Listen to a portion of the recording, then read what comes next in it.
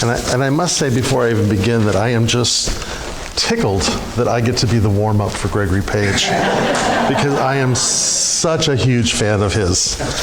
And also that I'm just so happy for you that next week Reverend Angela Geary will be here speaking. She's actually speaking at my center this morning. So whenever I'm looking for a backup, that's my go-to. So my talk today is kind of a theme that we're doing this quarter at my center, which is this idea that Dr. Holmes talked about in sort of Dr. Holmes was the founder of our particular denomination, Centers for Spiritual Living. We used to be called Science of Mind or Religious Science. And I remember my mom, God bless her, whenever I'd ask her who what we were, I would say, we're Science of Mind. She says, oh yeah, you're with Tom Cruise. And I was like, no, Mom. Not that science one. And then I'd try to explain it, and then she'd get bored and she'd walk away, and hence we changed our name. But something that Dr. Holmes used to say in sort of a manifesto that he wrote is he says that one of the goals of life is to be free from any discord whatsoever, which I think is very lawfully ideal to go to. And I pondered that a lot, because July is sort of a time for myself personally that I reflect upon this whole idea of freedom or liberation, of what that looks like, because we have Bastille Day, we have the 4th of July. We have a lot of focus around that as sort of in the collective. But I don't know about you, I found that this year there was sort of this low-grade anxiety about the whole time. Did anybody else feel that? Just this kind of, almost kind of like a near-miss idea. And I was with some friends of mine actually in Carlsbad about a week and a half ago. We were talking about this, and we're basically talking about just this kind of state of where things are. And they said to me, well, as a minister, what do you teach during times like this? What is sort of your overriding message? And I thought about it for a moment.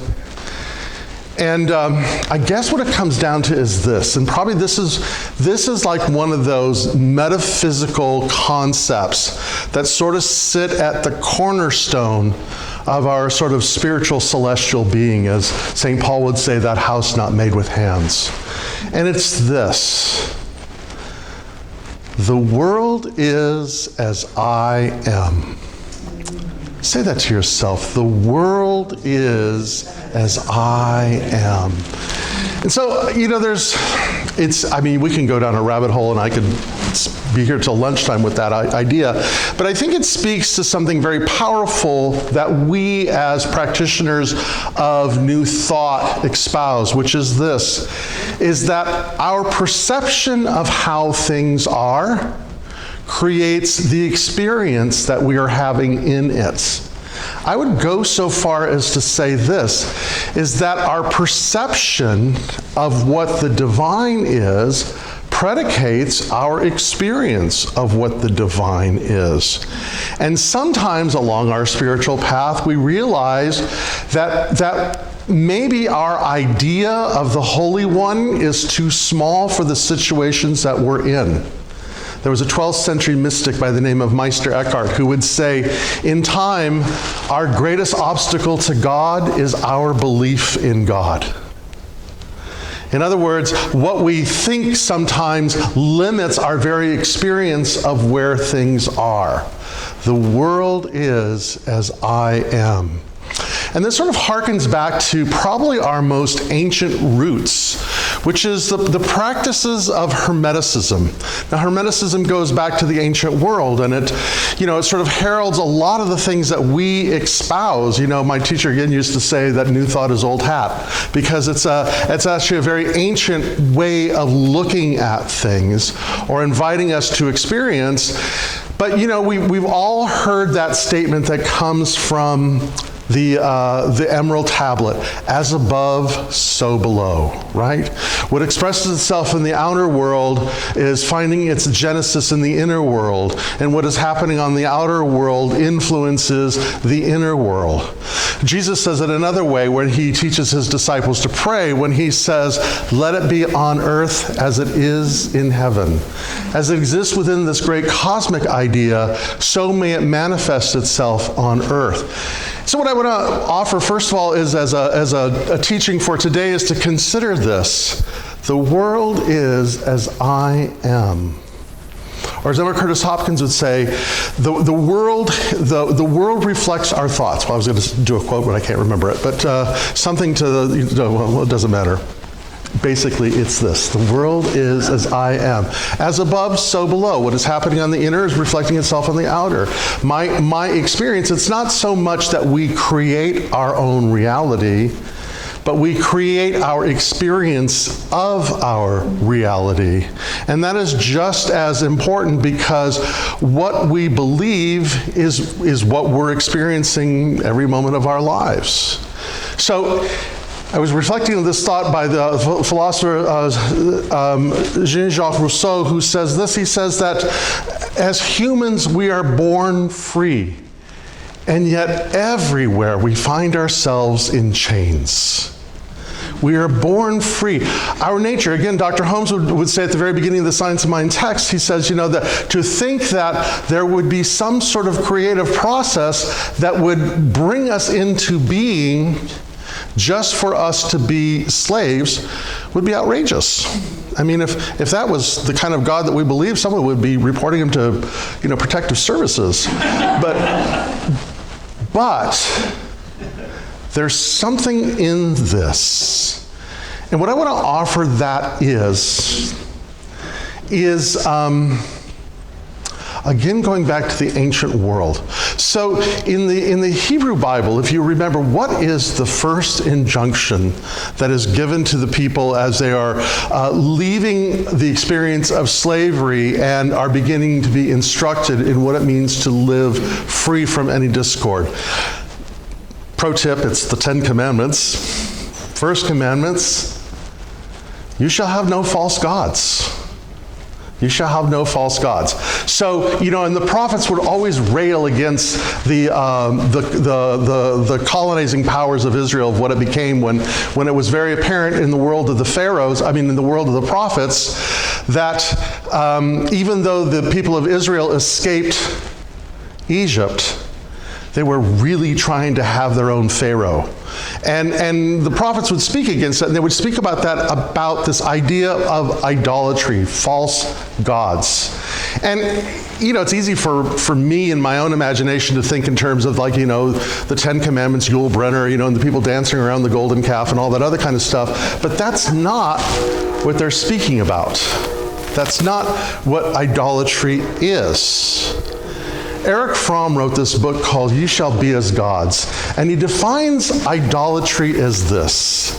He says, it is an aspect of ourself that we don't want to own and therefore project onto someone or something greater than ourself, or in our perception is greater than ourselves. And the more powerful we make it, the smaller we become to it. Another way of saying it is the idea of idolatry is outsourcing the authorship or the authority of our own life onto someone or something else. Does that make sense to you?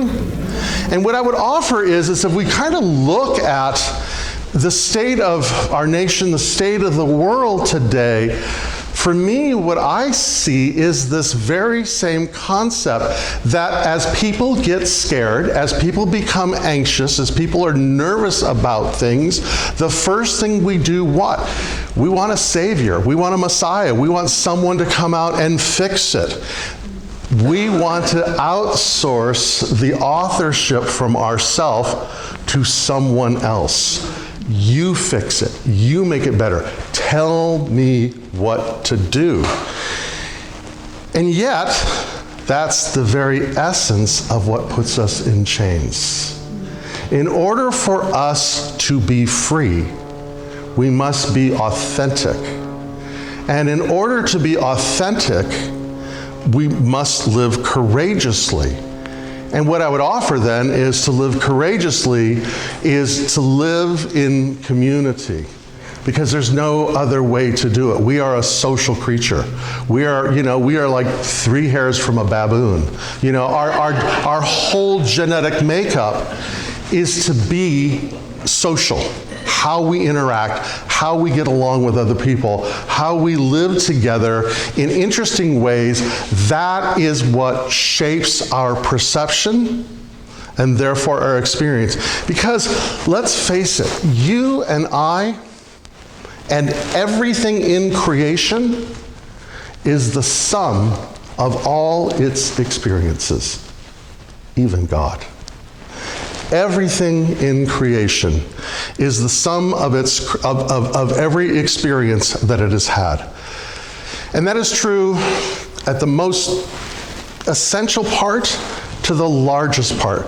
Pierre Teilhard de Chardin, who was a Jesuit priest and mystic and paleontologist and all-around good guy, he would talk about this idea of holons. And what he said is that everything is complete within itself, but part of something greater than itself.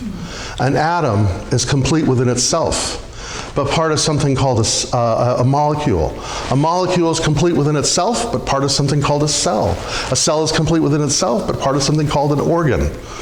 A body, a species, a planet, a solar system, a galaxy, a universe where everything is totally interconnected and interrelational, that everything is.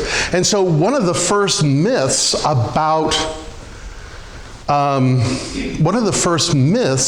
then about dismantling this idea is this whole concept of rugged individualism. Because I think rugged individualism breeds this idea of populism, of wanting to outsource. Because the idea that we're alone means that we're separate. But what if we're not? What if our perception wasn't that I'm alone and I need some help, but that we're in this together and that there's something that's working for us in ways that I may not understand, but maybe I can train myself how to behave accordingly.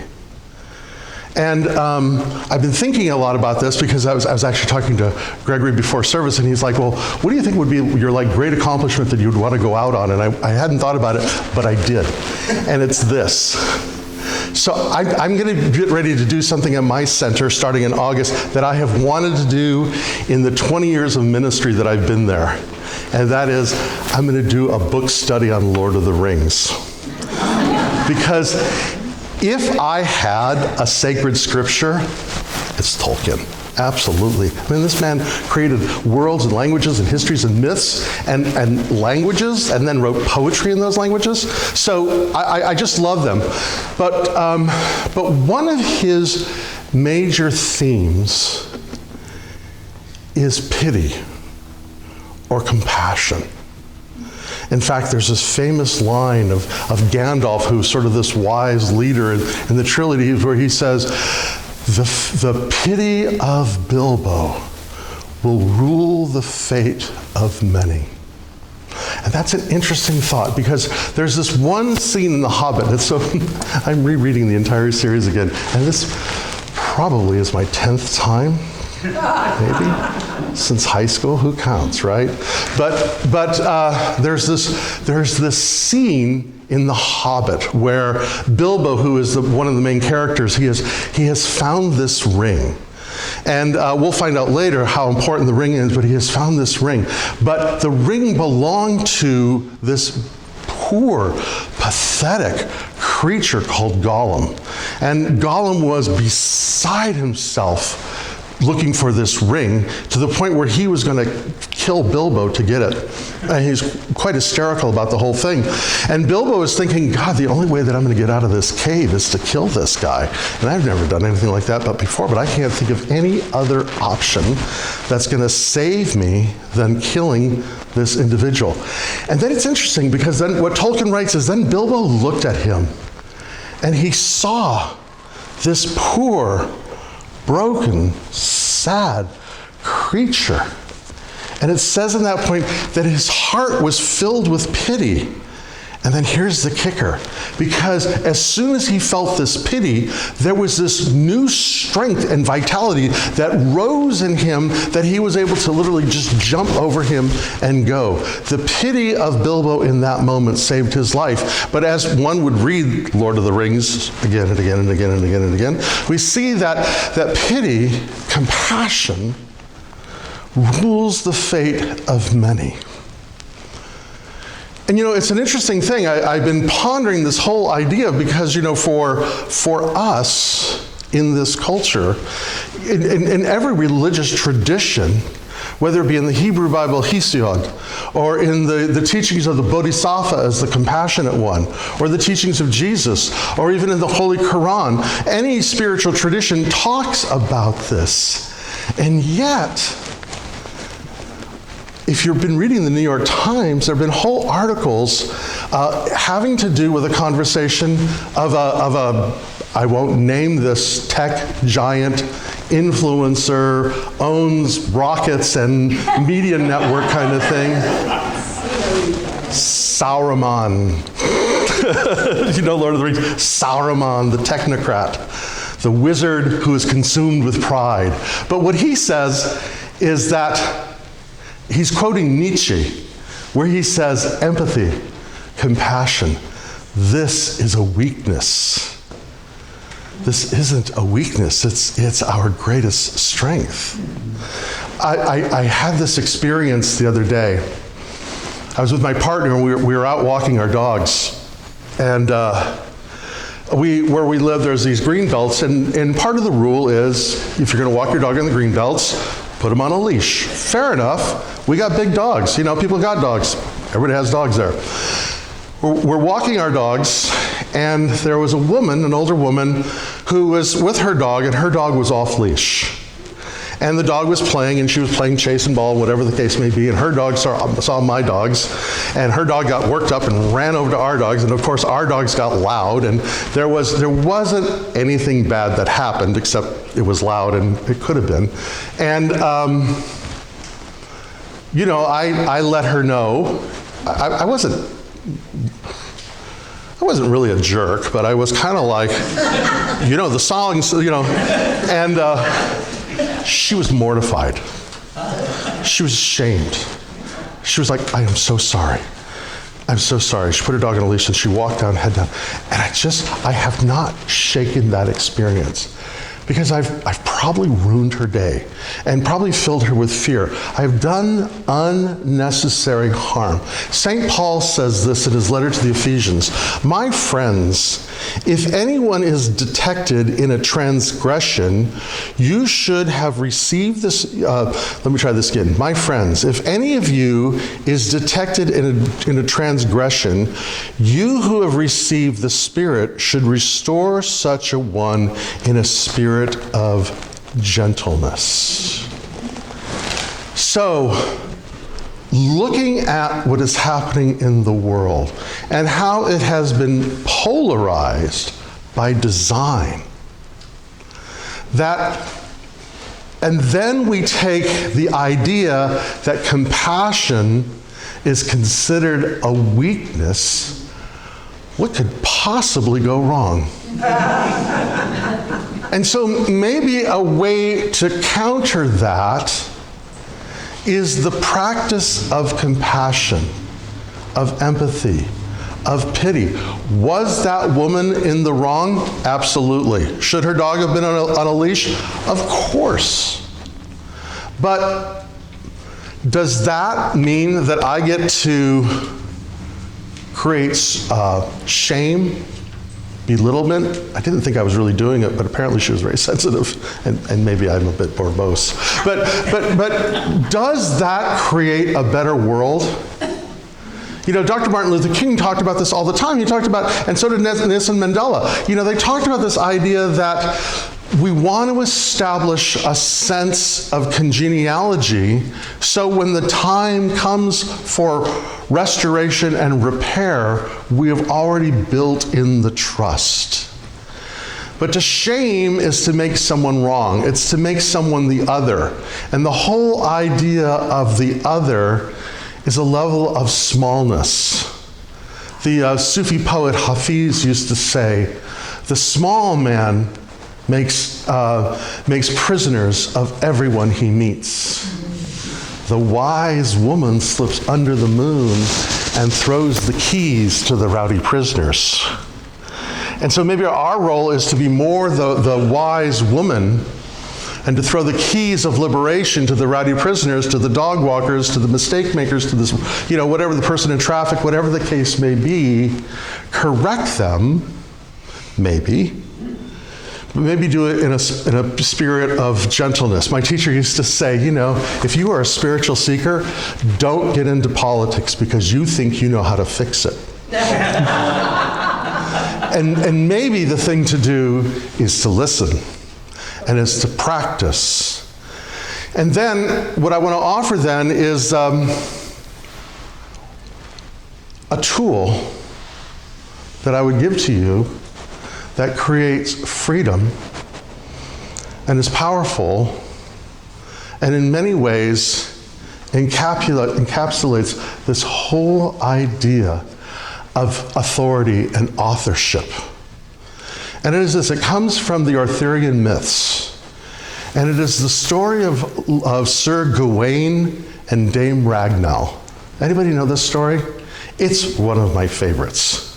So in the story, in Camelot, there was a knight that came in, and there was, before that, Arthur had done something. He had gone hunting as Arthur would do, and did some, he's always the foil, right? He does some stupid thing, and, you know, breaks some rule, and everything's at risk now, and there's a riddle that has to be served, and if you can't answer the riddle, then, you know, Camelot's in trouble, and all this other kind of stuff. So there they are, and no one knows the answer to this riddle. And in walks Dame Ragnell. Now, Dame Ragnell evoked fear in everyone in Camelot. She had been under many, many, many years under a curse. And it is said that when she walked in, she had tusks like a boar, that her breath smelled like a swamp, that her hair was raggedy and stringly, and she sort of moved around like some sort of, you know, great sailing ship.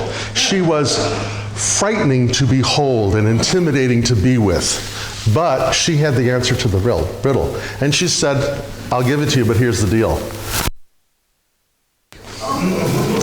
And, you know, everybody, all the knights in the round table are all of a sudden looking somewhere. But Gawain, good old Gawain says, all right, I'm in.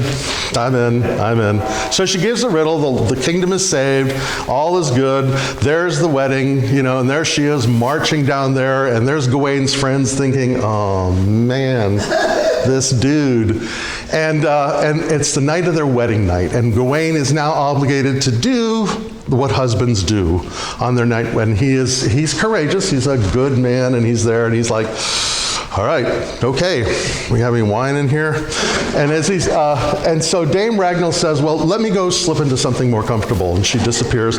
And then she comes back out, and she's radiantly beautiful, just stunning, gracious, and beautiful, and charming just in her very presence. And she says, well, here's the deal.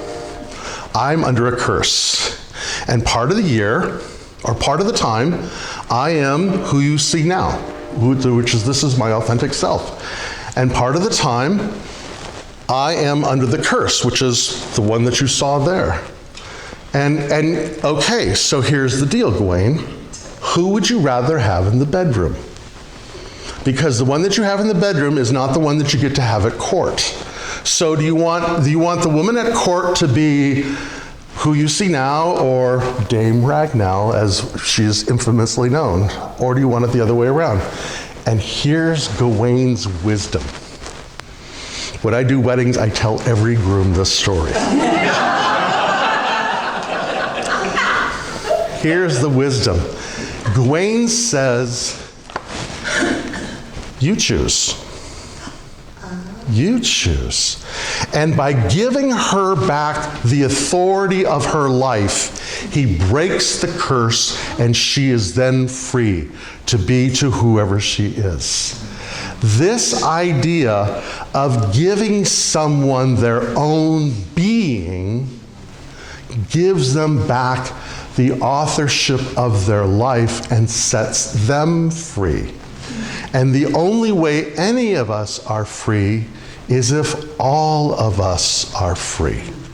So part of our work, therefore, is to give that authorship back.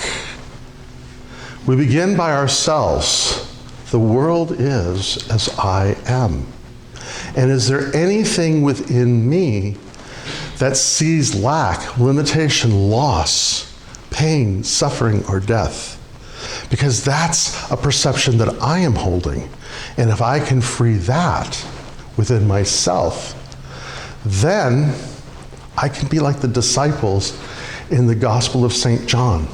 There's this potent story there where Jesus is obviously facing his death. And his request to his disciples is this: will anyone stay awake with me? He's not asking them to fix it or deliver it or get guns or do anything. Will you be there with me as I face this? And the only way we really can do that is to be present within our own self, right? Our own perception. And in the world that we're in right now, we may not be able to fix it, but we shouldn't run away or narcotize ourselves and go to sleep. We should witness and be there. And in being there, practice pity and kindness and compassion, allowing the other person to have their being. And when they do, in no small way, it's like we're microdosing the planet. Slowly, perceptively, we're shifting and changing. Not by some big dramatic promise of some Messiah. Oh, goodness gracious, how many times have we gotten in trouble with a Messiah? Not that way, but really the way of spirit, which is evolution, which is all things moving together as one. It is surrendering the idea that I am alone and taking refuge in the teaching that we are part of something greater than ourselves. And what a privilege and what an honor to be aware. Kurt Vonnegut said it this way. He said, we are the mud that gets to get up and look around. Lucky us, lucky mud. Thank you.